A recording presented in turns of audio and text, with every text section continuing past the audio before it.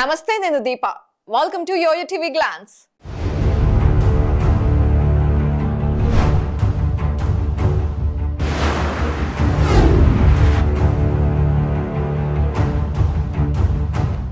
Adani groups అంటే భారతదేశంలోనే కాదు, దేశవ్యాప్తంగా పరిచయం అవసరం లేని పేరు. ఎందుకంటే తన పేరునే బ్రాండ్లా మార్చుకున్న బిగ్ బిజినెస్ మ్యాన్ అతను. ప్రపంచ కుబేరుల జాబితాలో నెంబర్లు మారుతాయి, కానీ అదానీ పేరు లేకుండా జాబితా మాత్రం ఉండదు. అదానీ ఎంత ఫేమస్సో అందుకు తగ్గట్లుగానే వివాదాలు కూడా ఆయన చుట్టూ వైఫైలా తిరుగుతున్నాయి. ఈ నేపథ్యంలో హిండెన్బర్గ్ నివేదిక రేపిన రచ్చతో దేశ పార్లమెంట్ అదిరిపోయింది. ఆ రచ్చ నుండి ఇప్పుడిప్పుడే బయటకు వస్తూ ఉండగా అమెరికాలో ఆయనపై లంచం కేసు నమోదైంది. దీంతో ఆయన కంపెనీ షేర్లన్నీ పడిపోయాయి. అయినా అదానీ లంచం ఇవ్వడం ఏంటి? ఎవరికిచ్చారు? ఆయన ఒక పెద్ద బిజినెస్ మ్యాన్. ఆయనకు లంచం ఇవ్వాల్సిన అవసరం ఏంటి అనిపిస్తోందా? అసలు ట్విస్ట్ ఇక్కడే ఉంది. ఎంత గొప్పోడైనా సరే ఎక్కడో ఒక చోట మిస్టేక్ చేసేస్తూ ఉంటారు. అదే వాళ్ళని పాతాళానికి తొక్కేసేందుకు దారి అవుతుంది. ప్రస్తుతం అదానీ విషయంలో కూడా అదే జరిగింది అని పరిణామాలు చూస్తుంటే అర్థమవుతోంది. బిలియనేర్ అదానీ మరో వివాదంలో చిక్కుకోవడం, లంచం కేసులో ఇరుక్కోవడం ఆశ్చర్యపరుస్తోంది. అది కూడా అమెరికాలో కావడంతో ప్రపంచవ్యాప్తంగా ఇది సంచలనంగా మారింది. 2 ఏళ్ల కిందట అంటే 2022లో అదానీ వ్యాపార సామ్రాజ్యంపై అమెరికా సంస్థ హిండెన్బర్గ్ సంచలన ఆరోపణలు చేసింది. అది పార్లమెంట్ను కుదిపేసింది. అప్పుడు అదానీ గ్రూప్ షేర్స్ భారీగా పడిపోయాయి. లక్షల కోట్లలో నష్టం వచ్చింది. అన్ని కోట్లలో లాస్ నుండి ఇప్పుడిప్పుడే ఆయన కోలుకుంటున్నారు. ఇదే సమయంలో అదానీపై ఏకంగా లంచానికి సంబంధించిన కేసు నమోదవడం విచిత్రంగా ఉంది. అమెరికాలో భారీ ఎత్తున కాంట్రాక్ట్ పనులు దక్కించుకునేందుకు అక్కడి భారత సంతతి అధికారులకు అదానీ కోట్ల రూపాయల లంచం ఇచ్చారు అనేది ప్రధాన ఆరోపణ. దీంతో అదానీపై మోసపూరిత కుట్రల కింద అభియోగాలను నమోదు చేశారు. ఇదిప్పుడు స్టాక్ మార్కెట్లోనే కాదు, రాజకీయంగా దేశంలో ప్రకంపనలు సృష్టిస్తోంది.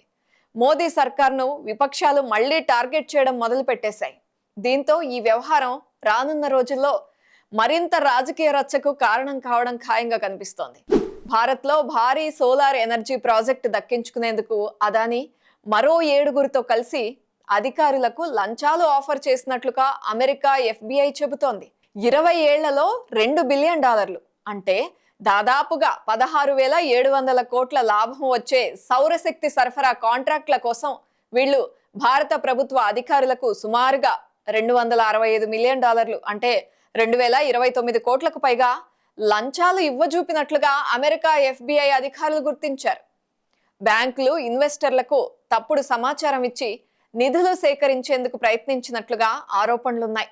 ఈ సోలార్ ప్రాజెక్టులో అమెరికా ఇన్వెస్టర్ల నిధులు కూడా ఉండడంతో ఆ దేశం FBI ద్వారా దర్యాప్తు చేస్తోంది. అదానీ గ్రీన్ ఎనర్జీలో కూడా అక్రమ మార్గాల ద్వారా రుణాలు, బాండ్లను సేకరించినట్లుగా ఆరోపణలు వినిపిస్తున్నాయి. దీంతో గౌతమ్ అదానీ, ఆయన బంధువు సాగర్ అదానీ సహా మరో 7గురిని ఇందులో నిందితులుగా చేర్చారు. అదానీ, ఆయన మేనల్లుడు సాగర్ అదానీతో పాటుగా అదానీ గ్రీన్ ఎనర్జీకి చెందిన మాజీ CEO వినీత్ జైన్, రంజిత్ గుప్తా, రూపేష్ అగర్వాల్, దీపక్ మల్హోత్రా, సిరిల్ క్యాబనిస్ లంచం కేసు నిందితుల జాబితాలో ఉన్నారు. FBI మాత్రమే కాకుండా దీంతో పాటుగా న్యూయార్క్ కు చెందిన కార్పొరేట్ సెక్యూరిటీస్ కి సంబంధించిన ఒక కరప్షన్ యూనిట్ తో ఈ విచారణ జరిగింది. 2020 నుండి 2024 వరకు అదానీ, ఆయన సహచరులు భారత ప్రభుత్వ అధికారులకు లంచం ఇచ్చారని అధికారులు చెబుతున్నారు. ఇక తమ అవినీతిని దాచి రుణాలు, బాండ్ల ద్వారా $3 బిలియన్ నిధుల్ని సేకరించారనే ఆరోపణలు కూడా ఉన్నాయి.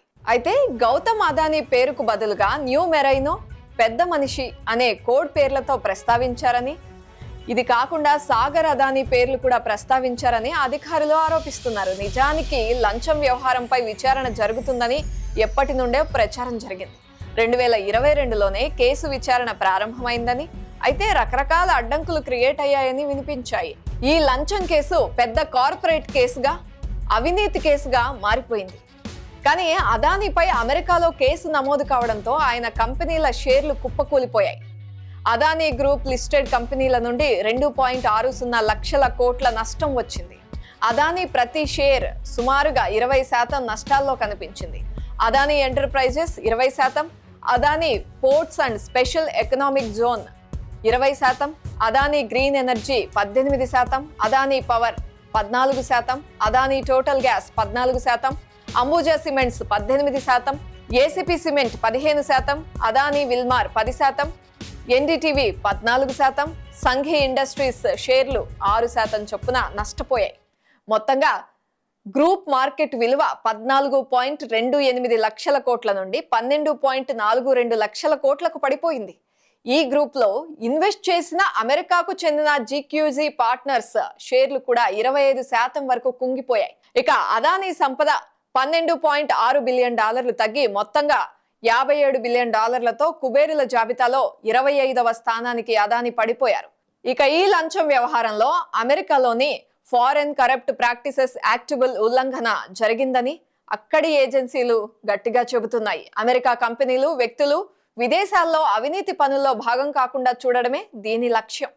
దీని ఉల్లంఘన అక్కడ తీవ్రమైన నేరం కింద పరిగణిస్తారు. అధ్యక్ష ఎన్నికల్లో ట్రంప్ విజయం సాధించిన తర్వాత ట్విట్టర్ వేదికగా అదానీ విషెస్ చెప్పారు. అమెరికాలో $10 బిలియన్ పెట్టుబడి పెట్టి 15,000 ఉద్యోగాలు సృష్టిస్తానంటూ రాసుకొచ్చారు. కానీ ఈ పరిణామాలపై వైట్ హౌస్ నుండి గానీ, ట్రంప్ టీం నుండి గానీ ఎటువంటి రియాక్షన్ ఇంకా రాలేదు. కానీ అదానీ లంచం కేసులో ఆదేశాలు జారీ చేసిన ప్రాసిక్యూటర్ను మాత్రం బైడెన్ కార్యవర్గం నియమించింది. దీంతో ట్రంప్ అధికారంలోకి రాగానే అతను పదవి నుండి దిగిపోయే అవకాశాలున్నాయి. భారత్, అమెరికా మధ్య నేరస్తుల అప్పగింతల ఒప్పందం ఉంది కాబట్టి ఈ ఆరోపణలు రుజువైతే నిందితులు శిక్షను అనుభవించాల్సి ఉంటుంది. అదానీపై ఇప్పుడు అరెస్టు వారెంట్ కూడా జారీ అయింది. మరి అప్పగింత విషయంలో భారత్ సర్కార్ ఎలా రియాక్ట్ అవుతుందన్నది ఇప్పుడు ఆసక్తికరంగా మారింది. మరోవైపు అదానీ వ్యవహారం రాజకీయ రచ్చకు దారితీసింది. దీనివల్ల ఈ కేసు మరింత ఇంట్రెస్టింగ్ గా మారింది. అయితే అటు అమెరికాలోనే కాదు, ఇండియాలో కూడా అదానీపై కేసు వివాదం హాట్ టాపిక్ అయింది. ఇక్కడి రాజకీయాలపై ఎఫెక్ట్ చూపించే అవకాశం కూడా ఉంది. మరి అదానీపై ఇలాంటి ఆరోపణలు రావడం కొత్తేం కాదు. గతంలో చాలాసార్లు ఈ కంపెనీ మీద ఆరోపణలు వచ్చాయి. హిండెన్బర్గ్ వివాదంతో మొదటిసారి అదానీ వివాదం తెరపైకొచ్చింది. అదానీ కంపెనీలో మనీ లాండరింగ్ జరిగిందని హిండెన్బర్గ్ సంస్థ గతేడాదే ఆరోపణలు చేసింది. షేర్ల విషయంలో అవకతవకలకు పాల్పడుతోందని, మోసాలు చేస్తోందని ఆ నివేదికలో హిండెన్బర్గ్ తేల్చి చెప్పింది. దీంతో ఈ అంశంపై సుప్రీంకోర్టులో 6 సభ్యులతో కూడిన ఓ కమిటీని సుప్రీంకోర్టు ఏర్పాటు చేసింది. ఆ తర్వాత సుప్రీంకోర్టు అదానీకి సపోర్ట్ గానే తీర్పిచ్చింది. ఇవి మాత్రమే కాదు, తక్కువ రకం బొగ్గును హైగ్రేడ్ బొగ్గుగా అమ్ముతున్నారని గతంలోనే అదానీపై ఆరోపణలు వచ్చాయి. 2014లో ఇండోనేషియాకు చెందిన కంపెనీ నుండి 28 మిలియన్ల బొగ్గును అదానీ సంస్థ కొనుగోలు చేసింది. సుమారుగా $2,360 కొనుగోలు చేసి తమిళనాడు జనరేషన్ అండ్ డిస్ట్రిబ్యూషన్ కంపెనీకి అధిక నాణ్యత ఉన్న బొగ్గుగా అదే బొగ్గును 7,750కి అమ్మినట్లుగా Financial Times organised crime and corruption reporting సంస్థ తెలియజేసింది. అయితే ఇలా చాలా సార్లు అదానీపై ఆరోపణలు వినిపించాయి, కానీ ఎప్పుడు కూడా కేసు నమోదు కాలేదు. ఇలా కేసు నమోదవడం, అరెస్టు వారెంట్ జారీ అవ్వడం జరగలేదు. ఇప్పుడు మాత్రం అమెరికా అదానీకి బిగ్ షాకే ఇచ్చింది. అక్కడి కోర్టు సంచలన వ్యాఖ్యలు చేసింది. ఇవి మాత్రమే కాదు, అరెస్టు వారెంట్ కూడా జారీ చేసింది. అయితే తమవి ఆరోపణలు మాత్రమేనని, తమ నిజాయితీని ప్రూవ్ చేసుకుంటామని అదానీ గ్రూప్ ప్రతినిధులు చెబుతున్నారు. చేతులు కాలేక ఆకులు పట్టుకుంటే ఏం ప్రయోజనం అన్నట్లుగా జరగాల్సిన నష్టం జరిగిపోయాక ఎన్నిసార్లు ప్రకటనలు చేసినా ఏం లాభం లేదు. అయితే ఈ రచ్చ మాత్రం అమెరికాకే పరిమితం అవ్వలేదు. భారత్లో కూడా రాజకీయ చర్చకు తెరలేపింది. అదానీపై అరెస్టు వారెంట్తో విపక్షాలు దూకుడుగా ఉన్నాయి. అదానీని అరెస్ట్ చేయాల్సిందే అని, ఆయన్ను మోడీయే కాపాడుతున్నారని కాంగ్రెస్ నాయకులు విమర్శలు గుప్పిస్తున్నారు.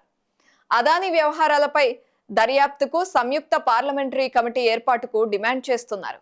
ఒక్క అదానీపై మాత్రమే కాకుండా అదానీతో పాటుగా సెబీ చీఫ్ పై కూడా విచారణ జరిపించాలని రాహుల్ గాంధీ డిమాండ్ చేస్తున్నారు. సరిగ్గా శీతాకాల సమావేశాలకు ముందు అదానీ ప్రస్తావన రావడంపై బీజేపీ అనుమానాన్ని వ్యక్తం చేస్తోంది. ఏదేమైనా ఈసారి పార్లమెంట్ సమావేశాలను అదానీ వ్యవహారం కుదిపేయడం ఖాయంగా కనిపిస్తోంది.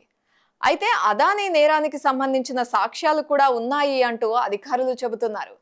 కానీ ఈ ఆరోపణల నుండి అదానీ ఎలా బయటపడతారు అనేది ఇంట్రెస్టింగ్ గా మారింది. అయితే ఇక్కడ మనం మరొక అంశం ప్రస్తావించాలి. అదేంటంటే FCPI, foreign corruption practice act.